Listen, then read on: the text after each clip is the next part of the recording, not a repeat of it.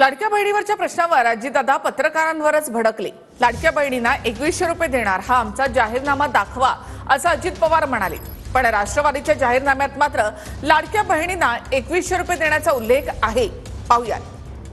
2100 रुपये देऊ लाडक्या बहिणीला जर आम्ही सत्तेत आलो तर असं आश्वासन दिलं होतं। आम्ही सत्तेत आलोय ना, आम्ही देण्याच्या संदर्भात नाही म्हणलेलोच नाही। सत्तेत आल्यानंतर लगेच देऊ असं म्हटलं होतं। लगेच देऊ म्हटलेलं नव्हतं। माझं तुमच्या जाहीरनाम्यात अहो माझं एक उदाहरण दाखवा जाहीरनामा। लाडक्या बहिणी बोलतात मला एकच मिनिट, मला वाद घालू नका। मला जाहीरनामा दाखवा। आम्ही सांगितलेलं होतं पुढं सरकार आमचं आल्यानंतर आम्ही ह्याच्यामध्ये त्या ठिकाणी वाढ करू।